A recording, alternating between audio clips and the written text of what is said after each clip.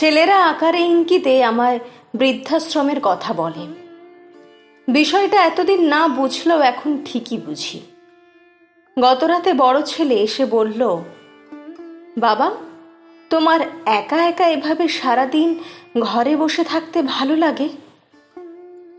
ভালো তো লাগে না, কিন্তু কিছু করার নেই। তুমি চাইলে তোমার বয়সে যারা আছেন তাদের সাথে আড্ডা গল্পগুজব করতে পারো। মানে?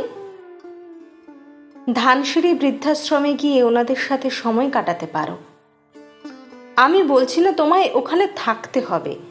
ওনাদের সাথে মিশলে দেখবে তুমি নিজেই বলবে যে আমাকে বৃদ্ধাশ্রমে রেখে আসো। ছেলের কথায় হকচকিয়ে গেলাম। নিজের ছেলে হয়ে আমায় এইভাবে বলছে।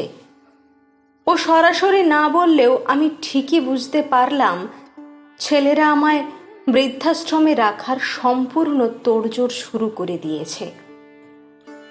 আজ সকালে ছোট বৌমা এসে বলল, বাবা, একটা আবদার রাখবো, কিছু মনে করবেন না তো? বলো। আপনার বাকি দুই ছেলের চাকরি আছে, ছোট ছেলেটার কোনো চাকরি নেই। এই বাড়িটা ওর নামে লিখে দিবেন। এখন এসব কথা কেন আসছে? সেসব পরে দেখা যাবে। এরপর থেকেই পরিবারের সবাই আমার সাথে এমন আচরণ শুরু করলো যে বুঝে গেলাম এই বাড়িতে আমাকে আর কেউ সহ্য করতে পারছে না। উপায় না পেয়ে রাতে সবাইকে ডাকলাম। সবার মনে দেখলাম খুব ফুর্তি।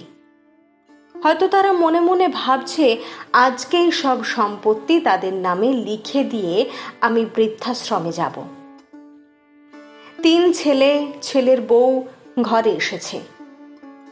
বড় ছেলে বলল, বাবা, তুমি ডেকেছো, কিছু বলবে? হ্যাঁ। সবাই খুব উৎসুক হয়ে আছে আমি কি বলবো শোনার জন্য। বললাম, তোমরা সামনের মাসের মধ্যে এই বাড়ি ছেড়ে চলে যাবে।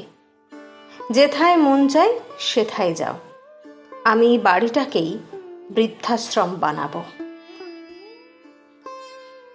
কলমে জয়ন্ত কুমার জয়।